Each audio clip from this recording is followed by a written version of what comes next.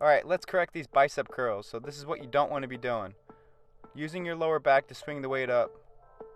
This is going to put a lot of pressure on your front delts. Instead, this is what we do want to do. We want to lean into the curl and engage our abs to bring more attention to the biceps.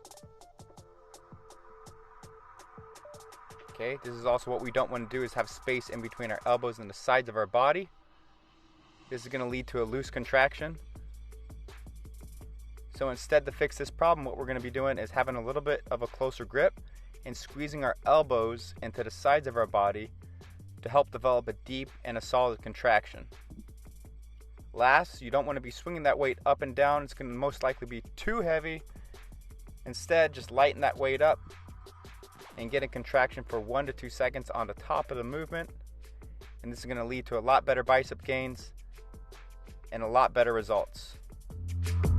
So this is what we don't want to be doing for incline dumbbell curls, guys. We don't want to be swinging that weight, okay? It's going to be leading to a lot more activation in the front delts and a lot less activation in the biceps, okay? Also, if you don't fully extend those arms, you're cutting yourself short, okay? So what we want to do with this exercise is keep both of those elbows tucked back as you're curling that weight, okay? It's going to lead to a lot more tension on the biceps. Also, we want to make sure we're getting a full extension all the way down, okay? So don't go too heavy. Lift smart, lift with quality, and you'll feel this exercise and you'll benefit from the gains a lot better. So here's what we don't want to be doing on preacher curls, is leaning back while we're curling. That's going to lead to more strain on the shoulders and less on the biceps. So instead, slightly leaning over the bench or into the movement actually increases the contraction and tension onto the bicep muscles.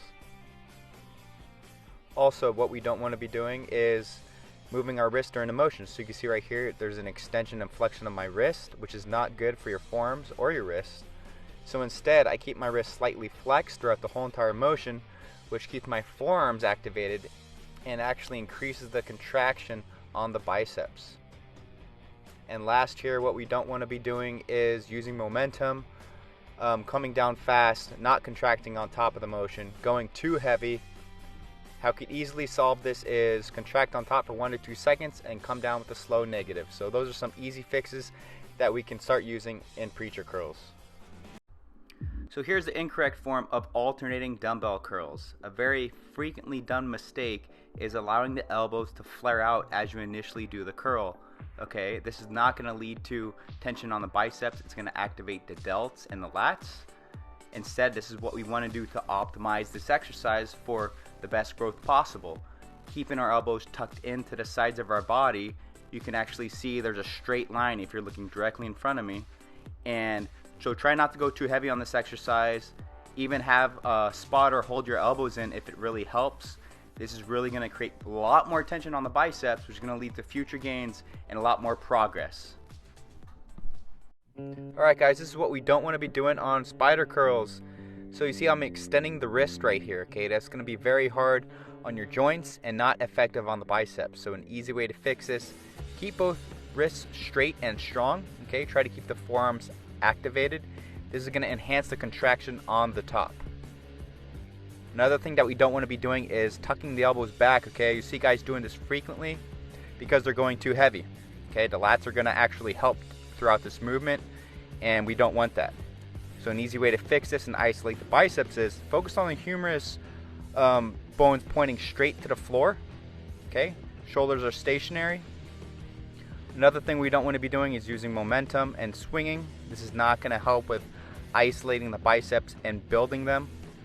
So just focusing on 1 to 2 second contractions on top to keep things basic and simple is going to be the most effective thing for this exercise, guys. So apply these tips and reap the benefits.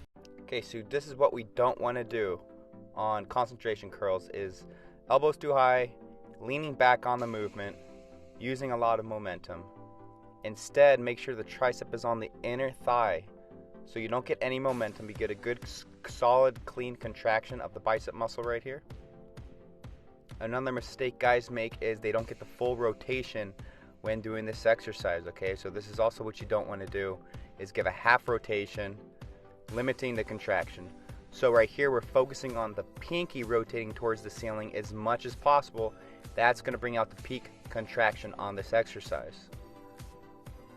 Also, using momentum and not contracting is another big mistake that you don't want to do, and it's very easily prevented by going a little bit lighter and getting a 1 to 2 second contraction on the top of the movement.